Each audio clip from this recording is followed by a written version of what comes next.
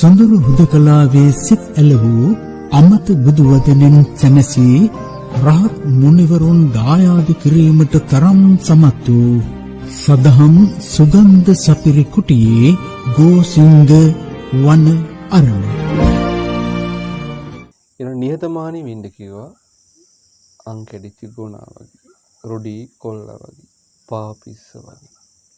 ඊළඟට ලැජ්ජා බය ඇති කරගන්න කිව්වා අලුතගෙන මනමාලි වගේ. අලුතගෙන මනමාලි අලුතින් ගෙදරට ආවට පස්සේ දාස දාසියොන්ට පවා වැඩකාරයොන්ට පවා මොකද වෙන්නේ? හිස නවාගෙන නැත්තම් බය පක්ෂපාතී බව උපදවනවා. ලැජ්ජාව උපදවනවා. හැබැයි අලුතගෙන මනමාලි පරණ ගතිය ගත්තොත් ඒක වෙනස් වෙනවද නැද්ද? වෙනස් වෙනවා. මාමාණ්ඩි දැක්කොත් හැකිලෙන එක ගැන කවර කතාවද මුලින් කල්ලෑමෙන් මාමාණ්ඩිට පවා කියනවා ඔහේ කවුද මට කියන්න. ඔහේ කවුද මට කියන්න කියලා. ඉතින් පරණ වෙන්න එපා කියනවා. පරණ වෙන්න එපා. අලුතගෙන මනමාලි වගේ ඉන්න කිව්වා. දැන් පැවිද්දට මුලින් එන දවසේ එන තාපු දවසේ ආරාමිකයෝ දැක්කත් යමක් අහන්නේ ආරාම වැඩපොළ කරන අය දැක්කත් කොහොමද දාන්නේ? නිකන් බයින් වගේ ලැජ්ජාවෙන් වගේ අතපය වැඩි විසිරුවන්නේ. එයාට මෙයාට ඇඟ හොල්ලන්නේ. හිමීට යන්නේ. අනේ මගේ ගුරුවරයා අනේ අහවල් වැඩිටි ස්වාමීන් වහන්සේ කියනවා. අනේ කියලා එහෙම ඉන්නේ. හැබැයි ටික දවසක් යනකොට පරණ වුණොත් මොකද වෙන්නේ? පරණිතක් ගෙනාව. උන්වහන්සේ කවුද? උන්වහන්සේ මොනවද දන්නේ? මම නොවැකෙනා. මම නොවැකෙනා. මේක පොඩි උන්වහන්සේලා නෙවෙයි. එක වචන දාලා හිතන්න පුළුවන් ඊට පස්සේ. එහෙම හිතන්න බැරිද? පුළුවන්. ඊට පස්සේ මොකද්ද පෙරට ගන්නෙ? මාන්නේ. මොකද්ද පෙරට ගන්නෙ? මාන්නේ පෙරට ගන්නවා. මෝහේ පෙරට ආවට පස්සේ පිරිස අතර අපිරියයි. දැන් රාගයටත් ද්වේෂයටත් වඩා බරපතල කුසල මොකද්ද? මාන්නේ. ඒක අප්‍රසන්න අපිරියයි. දැන් භාග්‍යතුන් වහන්සේ රාගය, ද්වේෂය, මෝහය ගැන වදාලා කොහොමද? රාගය කියන්නේ කොහොමද? ඉක්මනින් ඇති වෙනවද? නැත්නම් හිමීට ඇති වෙනවද? හිමීට ඇති වෙන්නේ. ඒක අල්ප සාවද්‍යයි. එකපාරට ඇති වෙන්නේ නැහැ. හැබැයි දන්ද විරාගී නැති වෙන්නේ හිමීට. නෑ හිමීට නැති වෙන්නේ හිමීට. රාගය ඇති වෙන්නේ හිමීට නැති වෙන්නේ හිමීට. උදාහරණයක් විදිහට අපි කියමුකෝ ගෑනු කෙනෙක් කෙනවා බලනවා දකිනවා. එකපාරට රාගයට ගන්නෑ. ආයෙත් බලනවා. අතන ලස්සනයි, ඕක මුණ ලස්සනයි, ඒක පයලා. ඔන් ටික කල්පනා කර යද්දි මෙන්න දඩි පිටි ගාලා ඊට පස්සේ රාගේ හරි මේ මතුවෙලා එනවා. ඊට පස්සේ අර ගෑනු කෙනා යනවා. එකපාර නැති වෙනවද? නෑ ඊට පස්සේ අර සටහන් ටික මෙනෙවි කාලයක් තිබිලා ඕන්න ටික නැති වෙලා යනවා. අත්දැකීම් තියෙනවද නැද්ද අතීතයේ ගිහි ජීවිතේ හරි? තියෙනවා. එහෙනම් හිමීට ඇති වෙන්නේ කියන අල්ප සාවද්‍ය කියන්නේ සමාධි සමාපatti තියෙනවා නම් ඒවට එකපාර හානියක් වෙන්නේ නැහැ. ඒක අල්ප සාවද්‍ය කියන්නේ. දන්ද විරාගය හැබැයි නැති වෙන්නේ හිමීට. ද්වේෂය කියන්නේ ඉක්මනින් හට ගන්නවා. ඔව් මහා සාවද්‍යයි. ඕන අපි කියමු ඔබට බයිනවා. වඳුරා කියනවා. පෙරේතයා කියනවා. මට පෙරේතයා කිව්වද කොයි කටින්ද කිව්වේ කොහොමද හිතලවද? ඊට පස්සේ හිතන්නේ නැහැ. කොයි අතපය හෙල්ලුණාද හිතන්නේ. වඳුරා කියපු ගමන් ආයෙ මොකුත් නේ එකපාර යක්ෂයානේ කිට්ටා වගේ අර සමාධි සමාපatti පැත්තක උඩ පැනලා වේඋඩලා ගිහිල්ලා ඊට පස්සේ ඔන්න ඊට පස්සේ යාගේ තියෙන සංසිඳීම ඉවරයි. ක්‍රෝධය විශ්ලා ඊට පස්සේ කියනවා නේ ඔයාට නෙවෙයි වඳුරා කිව්වේ මෙයාට. ඊට පස්සේ එකපාර නැති වෙනවද නැද්ද? අයියෝ මම බොරු දෙයකට නෙවෙයි කියලා. එකපාර නැති වෙනවද නැද්ද? නැති වෙනව නැත්නම් වඳුරා කියලා එකපාර සමාව ගන්නවා. නැති වෙනවද නැද්ද? නැති වෙනවා. කිප්ප විරාගය. ඉක්මනින්ම විරාගී බවට ඒකෙන් වෙමීමටපත් වෙනවා. මෝහය කියන්නේ මෝහය කියන්නේ මහා සාවද්‍යයයි. කියන්නේ ඉක්මනින් මැද වෙනවද නැද්ද? දැන් කිව්වොත් ඔන්න උතනින් එකපාරට ලොකු කළු කැටයක් දකිනවා. කළු කැටේද එහෙම හිතනවද? රස ගල ගැස්සෙනවා. එකපාරට මෝහය එනවද නැද්ද? එනවා. මෝහ එකපාරට එනවා. නැති වෙන්නේ හිමීටද නැද්ද? හිමීට. කළු කැටේ නෙවෙයි කියලා හිටියට ඊට පස්සේ එහා පැත්තේ දැන් කොලයක් හෙලවුණත් බයයි. ඊට පස්සේ නට්ටක් බිඳුනත් බයයි. දැන් බයයිද නැද්ද? බයයි. බයයි. ඊළඟට මෝහේ මාන්නෙත් ඇති. කොහොමද? ඔන්න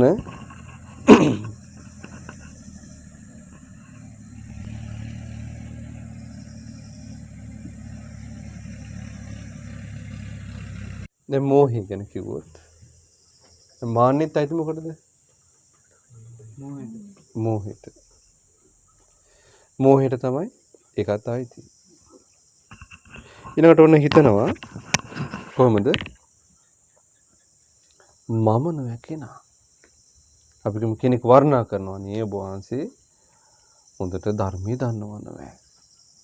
ඔබ වහන්සේ හොඳට භාවනා කරනවා නෑ. ඔබ වහන්සේ පෙළදහම දන්නවනේ. ඔබ වහන්සේ හොඳයි කියලා මොකක් හරි වර්ණනාවක් කරනවා. මේ මං ගැනද වර්ණනා කළේ මගේ කොහෙද වර්ණනා කළේ කියලා හිතනවා. දෙක පාට මානක් කරනවද? එක පාට මාන එනවා. දැන් අඩිය තියන්නේ කොහොමද? කොරවක් අඩිය තියනවා වගේ. පපුවත් ඉස්සරහට දාගෙන යන්නේ. ආයෙ නෙමෙන්නේ මොන වගේද? මෝල් ගහ ගලපු පිඹුරා වගේ. දැන් ඉතින් ආයෙ නෙමෙන්නේ.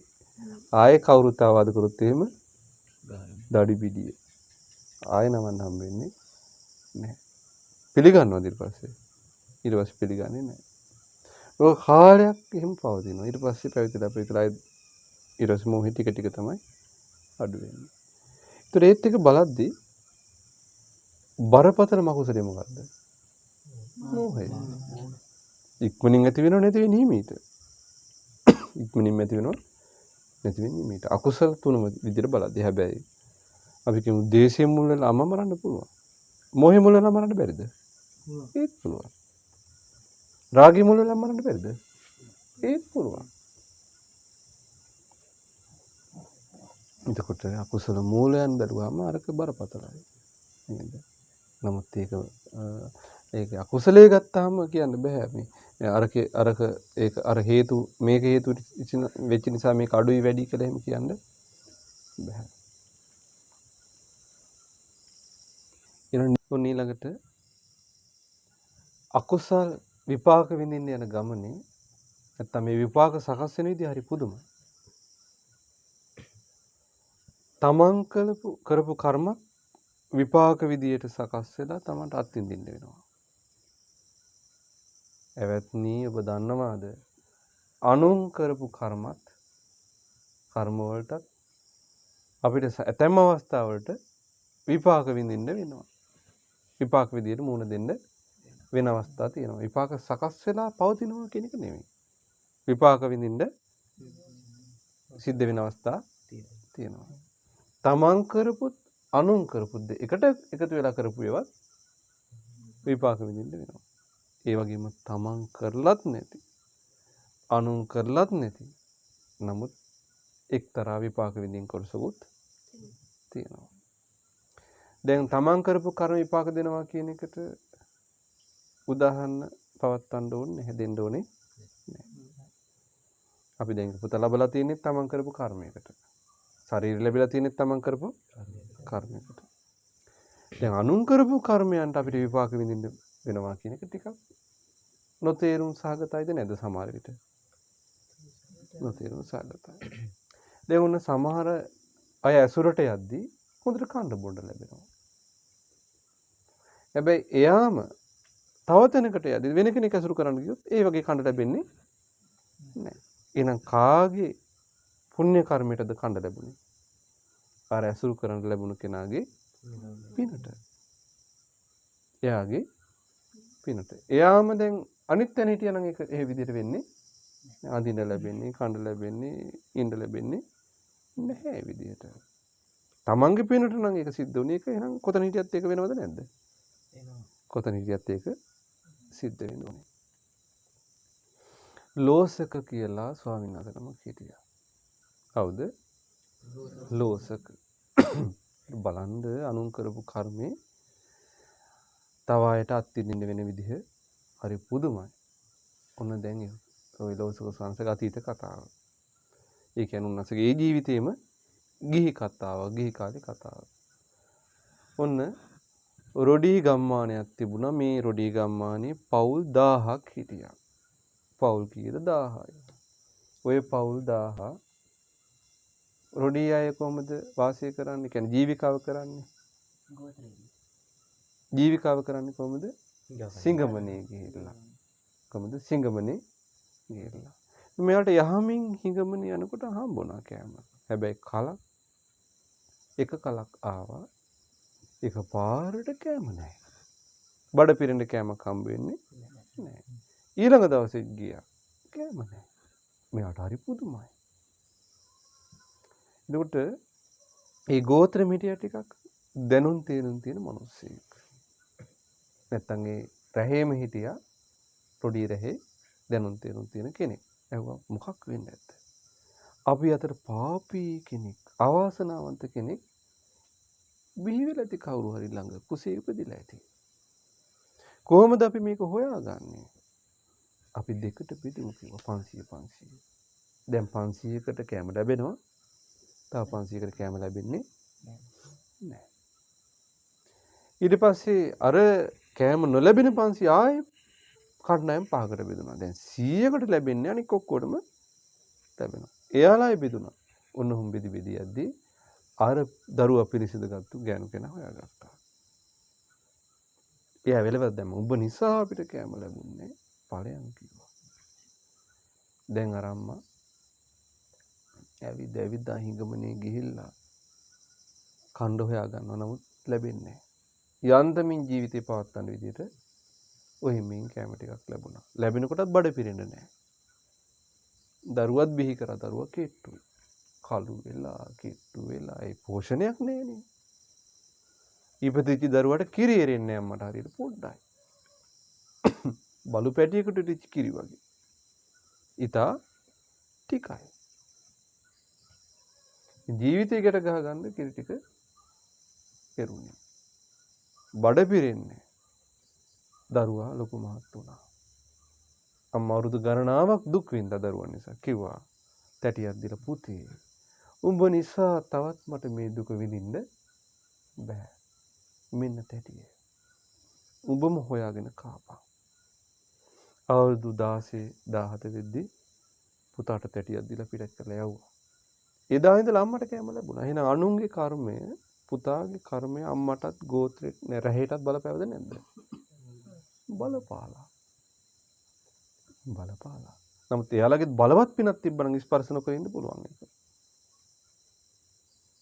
ඒක ස්පර්ශ වෙන්නේ නැහැ එහෙනම්.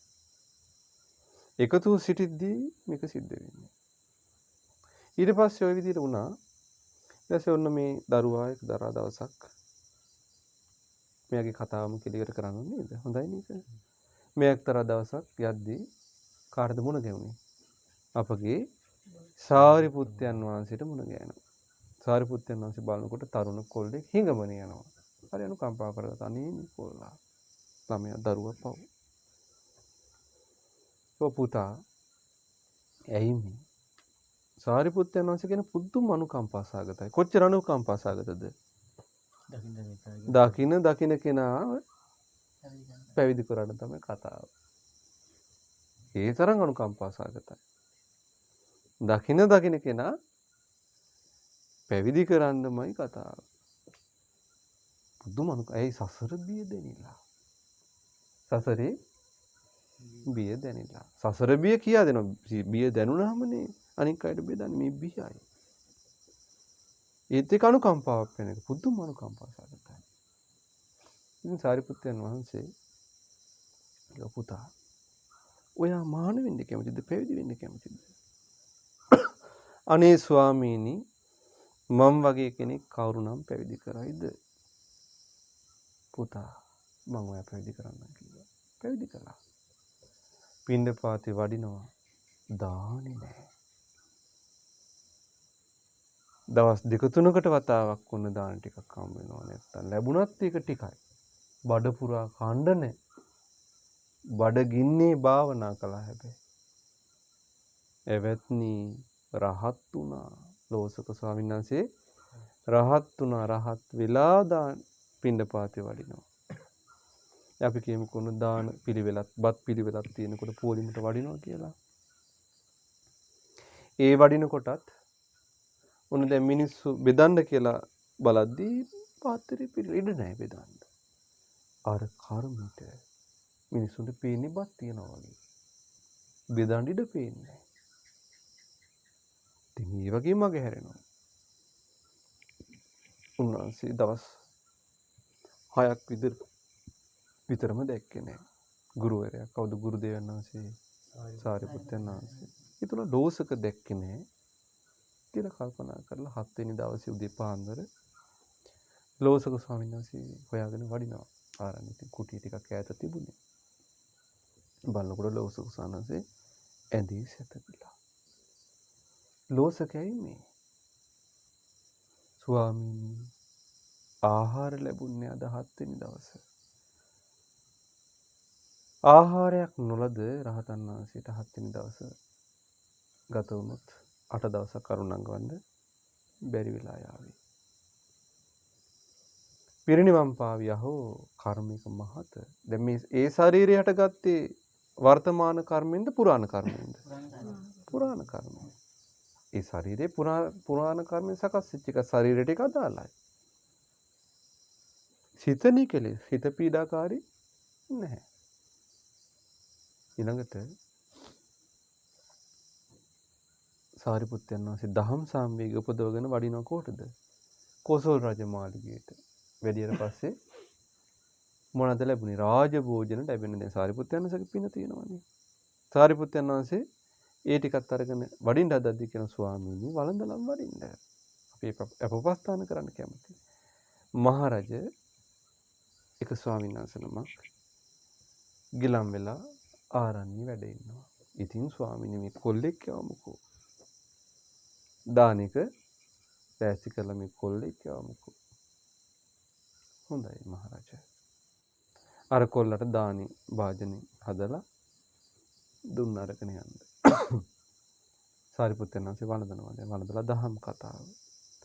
අර කොල්ලා යන ගමන් කොල්ලට ඉන්න බෑ.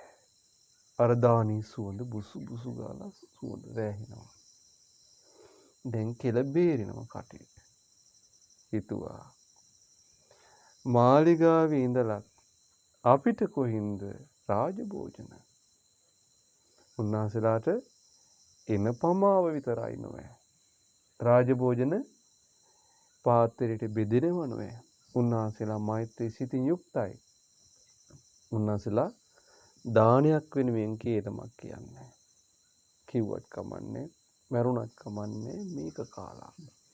මරුණත් කමන්නේ මේක කාලා කියලා හිතලා අර කොල්ලාරක කනවා. කාගෙන යනවා. උන්වහන්සේලා කියේ ඒ දාන ටිකක් ගෙන. දැන් මේ කොල්ලා දන්නවද දවස් 7ක් බඩගින්නේ අර ස්වාමීන් වහන්සේනමක් ඉන්නවා කියලා? නෑ. හැබැයි කොල්ලා එතන කර්මයක් රැස් කරාද නැද්ද?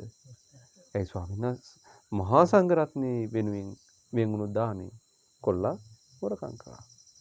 බලන්න කර්මික මහත. ඒ කොල්ලා කුසල විග්‍රහය හිටියා නම් මේ අනේ හොඳ නෑ මේක. මහා සංඝය උදෙසා පිදුණු දේ අපි ගන්න හොඳ නෑ. හොරකම් කරන්න හොඳ නෑ මේක කියන තැන හිටියා නම් පව සිද්ධ වෙනවද? නෑ. සසර අසාධාරණයි. ඔන්න දැන් සාරිපුත්තයන් වහන්සේ වැඩියා. ඒ වඩිනකොට ඉර හැරුණා විතරයි. ලෝසක දානේ ලැබුණා නේද? නැහැ ස්වාමීනි. දිවසින් බලන මොකද්ද සිද්ධිය දැක්කා හෝ කර්මික මහත. දැන් පින්ඩපාතේ වඩින්න වෙලාවක් තියෙනවද? නෑ. පාත්‍රය අරගෙන නමුත් ආපහු වඩිනවා. ශ්‍රද්ධාවන්ත ගිහි උදවිය ඉන්නවා. දැන් එයාලා මොනවද පූජා කරන්නේ? ගිලම්පස චතුමදුර චතුමදුර එකක් හදලා පුරවලා පූජා කරනවා. අරගෙන ඇවිල්ලා ලෝසක ස්වාමීන් වහන්සේගේ අතට දෙන්නේ තු අතේ තියාගෙන සාරිපුත්තයන් වහන්සේ පවසනවා. ලෝසක ඇවැත්නි. ඔබ වහන්සේගේ කර්මය අති මහා බරපතලයි. පුරාණ කර්මය බරපතලයි. මේක අතට ගත්තොත් මේක පරගල අඟුරු වෙයි. ඒ නිසා මගේ අතේ තිබීදී වළඳන්න කිව්වා. පින්වත්නි, එදා සසරේ රැස් කළ පාපයට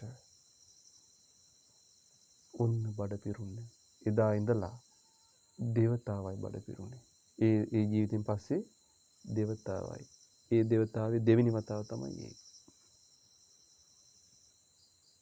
ඔන්න ලෝසක ස්වාමීන් වහන්සේගේ අතීත කර්මයි.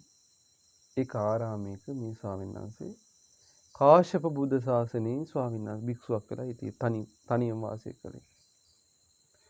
ශාසනයේ පිරිහින යුගයක්. ඒ කියන්නේ මිනිසුන්ගෙන් ශාසනය අතුරුදහන් වීගෙන යන කාලයක්. ශාසන ප්‍රතිපදාව පුරන්නේ නැහැ වෙනකොට. අඩුයි පුරන කට්ටිය.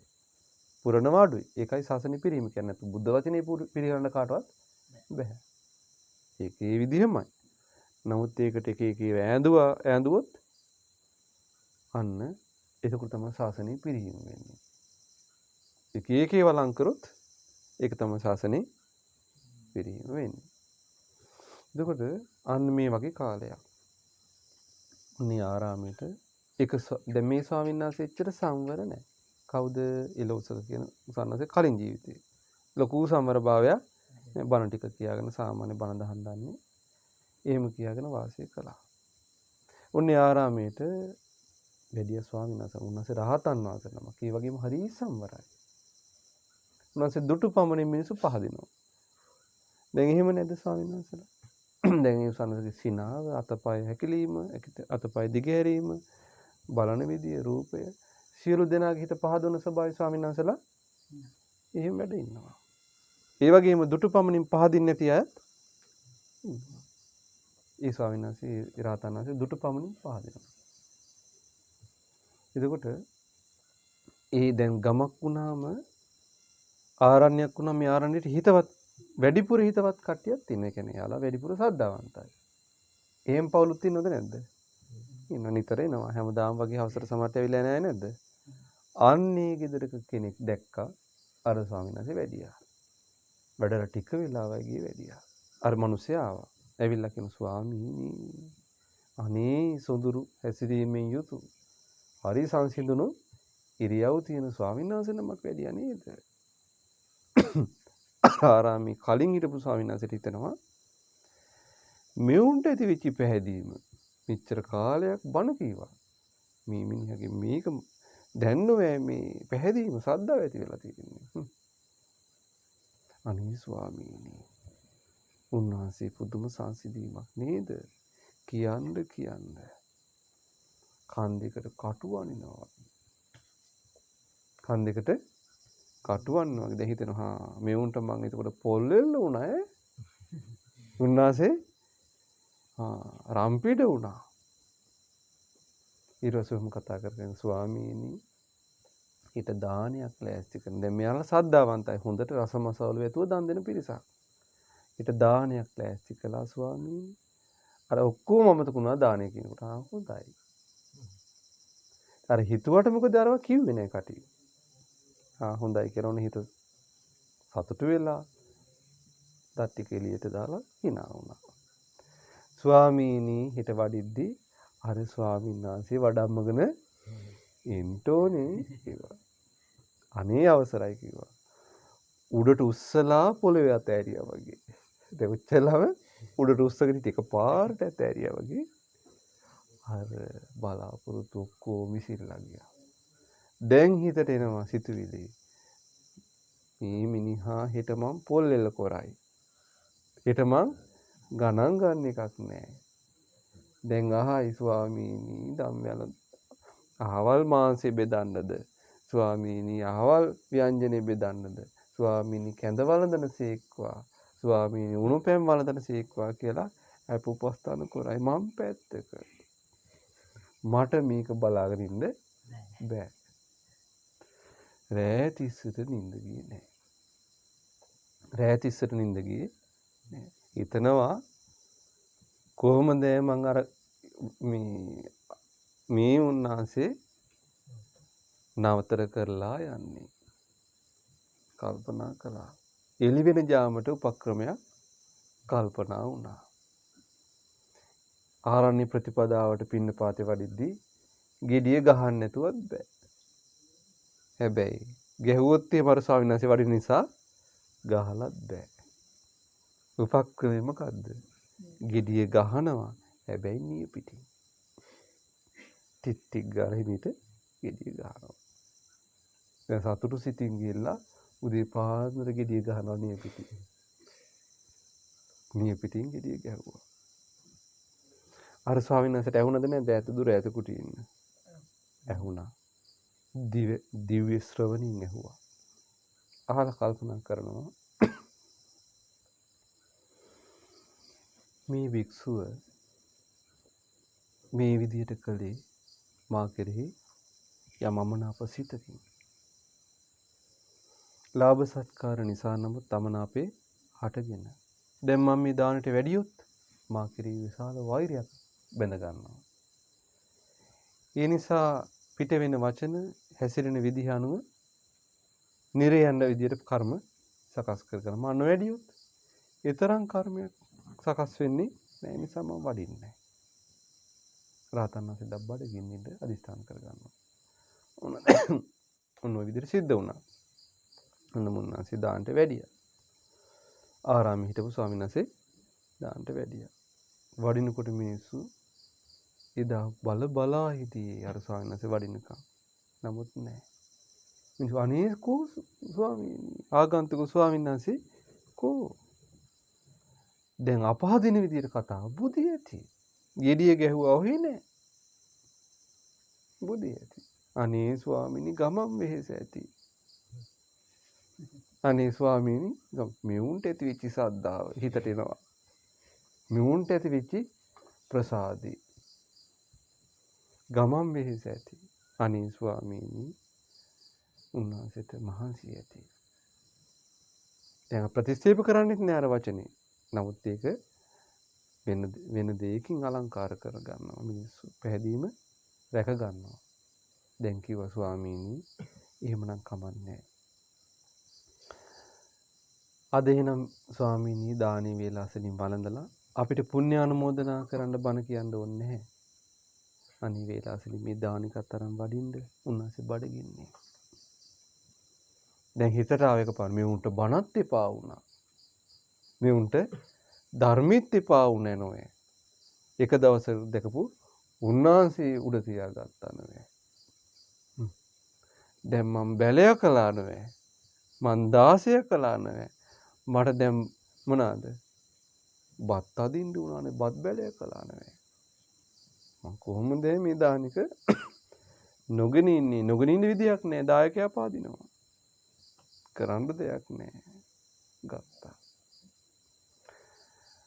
මරණයට අරයි යන හරකාසේ අර දානික අරගෙන ආරාමේ පැත්තට ඇදෙන්නේ. යනවා නෙවෙයි. යවෙනවා. දැන් විසි කරන්නත් බෑ. ගමේ මිනිහෙක් දැක්කොත් විසි කරලා තියනවා. ගිහින් කියනවා අන්න දාන එකක් විසි කරලා කෑම එකක්. ආරංචි වුණොත් දායකයා පහදිනවා. ගිහින් දෙන්නත් බෑ. ඊර්ෂියාව, ක්‍රෝධේ බලවත් අමනාපේ. අකුසලේ බලවත් මාන්නක්කාරකම. කල්පනා කළා මොකද කරන්නේ? එවත්නි හේන් ගිනි තියපු කාලයක්. කලින් දවසේ එන ගිනි තියලා ඉතුරු වෙච්ච දණු ටික එකතු කරන මිනිස්සෙක් එකතු කරලා ගිනි තියලා ගිහිල්ලා. ඒ දඬු ගොඩ ඇවිල්ලා අඟුරු ගොඩ උදේ 10ට විතර ඇති. ඔය වෙලාව 10ට 10 මාර විතර ඇති. වටපිට බැලුව කවුරුත් නැහැ. අර දානික අරගෙන ගැහුවම කේද? අර ගිනි ගොඩේ ගහලා ලියකින් යන්නා. හරි කියලා හිතුවා. හරි තමයි. සසරට රැස් වුණා කර්මය. ගුණගරුක භික්ෂුවක් බඩගින්නේ තිබ්බා. රහතන් වහන්සේ නම. උන්වහන්සේ වැඩි ආරණ්‍යට වැඩලා කිව්වා ආය වැඩනි. මං ගෙඩියක් ගැහුවානේ. වැඩි නේ දාන්න නේද? ඇහුන්නේ නැද්ද? නින්ද ගියාද? සද්ද නේ රහතන් වහන්සේ. දැන් මම මොකක් හරි කියන්න ගියොත් පව පුරව ගන්නවා. පාතර සිවුරු ටික ලෑස්ති කරා. වැඩියා. ආන්නේ ඇස් කරපු කර්මයට කාශ්‍යප බුද්ධ ශාසනය ඉඳලා ගෞතම නම් අපේ සම්මා සම්බුදුරයන් වහන්සේගේ ශාසනයට එනකම් එක වතාවයි බඩ පිරුණේ. ඒ ජීවිතින් පස්සේ එක වතාවයි. ඊළඟට අරහත්ත්වයටපත් වෙන ජීවිතේවත් බඩ පිරුන්නේ නැහැ. බඩ පිරුණේ සාරිපුත්තයන් වහන්සේගේ අතේ එදා චතුමදුරකින්. ඒ වළඳපු. ඒ නිසා කර්මය බරපතල. ඒ නිසා හිතට ආපු දේ අකුසලේ අත්තර ධර්මයේ හිත පිහිටුවගෙන වාසය කරන්න පුරුදු වෙන්න ඕනේ. නිතර දොරටු පාලයක් තියන්න ඕනේ. කවුද? සිහිය. කුසල අකුසල විග්‍රහය පෙරට ගන්න ඕනේ. මේ කුසලයේද අකුසලයේද කියලා. ඒ නිසා සිහිය නැමැති දොරටු පාලය රඳවගෙන කුසල අකුසල විග්‍රහයෙන් යුක්ත වෙලා අකුසල් දුරු කරගෙන කුසල් වඩාගෙන ගෝර භයංකර සසර දුක නිදහස් වෙන වාසනාව උදා වේවා.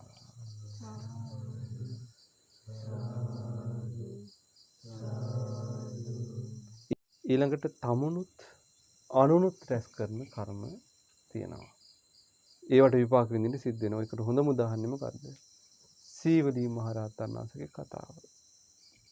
දන්නවනේ සිද්ධ අවුරුදු 7යි මාස 7යි දවස් 7යි. අර එක්තරා ජීවිතයක ඔය සුප්පාවාසා අම්මා වෙලා ඔය කුමාරයා පුතා වෙලා රාජ්‍යයක් වටලලා අවුරුදු 7යි මාස 7යි දවස් 7ක් මිනිසුන්ට කන්න බොන්න අඩු වෙන විදිහේ අපහසුයක් ඇති කළා. ආන්ගේ කර්මයට තමයි හිමුනේ. ඊළඟ එක තමයි තමන් කරලත් නෑ අනුන් කරලත් නෑ විපාක සකස් වෙලා විපාක විඳින්න තියෙන. ඒ මොනවාද? වැස්සට තෙමෙනකොට සීතල එනවද නැද්ද? සීතල කාලෙට විපාකයක් විදිහට තියෙනවද නැද්ද? ඒක නිකන් අතින්දින්න වෙනවද නැද්ද? නමුත් ඒක අනුන් කරලාද තමන් කරලාද? ඒක විරුද්ධ විපර්යාසයක්. මధుරෝ කනවා දැන්. අපි කරපු කර්මයක්මද? නැවෙන්න පුළුවන්. අනුන් කරපු එකක්ද? ඒත් නැවෙන්න පුළුවන්. මේ පරිසරය සකස් වෙලා යනකොට එහෙම වෙනවා. ඊළඟ අපි වැරදි විදිහට වාඩි වෙලා ඉන්නවා. කොන්දට බරක් දීලා අමුතු විදිහට. කොන්ද රිදෙන්න ගන්නවා. අපි කරපු කර්මයක්ද? ඕපක්‍රමික ආබාධ, උපක්‍රම විචාබාධය. ඒක විපාකයක් නෙවෙයි නැත්නම් අත්විඳීමක් විදිහට ඒක සිද්ධ වෙනවා. අන්න ඒකේ විදිහට තේරුම් ගන්න. සසර අසාධාරණද නැද්ද? අන්න සසර අසාධාරණ අනුන් කරපුවටත් විඳින්න වෙනවා. එවනම් මේක ඊතර වෙන්නමයි වටින්නේ. නිදහස් වෙන්නමයි වටින්නේ. නොයැලෙන්නමයි වටින්නේ. ඒකයි මේ ලැබුණු අවස්ථාව නැති කරගන්න හොඳ නැත්තේ. එදා සාරිපුත්තයන් වහන්සේ අනුකම්පාවෙන් අනේ පැවිදි වෙන්න පුළුවන් නම් මේ ජීවිතේ ඊතරට යන්න කිව්වාසේ හිතුවාසේ අපිත් අහන ඔබට ආරාධනා කරනවා අනේ පුළුවන් නම් මේ ජීවිතේ ආරණ්‍යක පැවිදි වෙලා නිදාසේ බණ භාවනා කරගෙන ඊතරට යන්න. ආයේ නම් යන්න වෙන්නේ නෑ ඊතරට නම්. මේ අවස්ථාව ලැබෙන්නේ නැහැ ඔබට. එහෙනම් හොඳයි. ධර්මාපෝදිත හේතු සකස් වේවා. ඊළඟට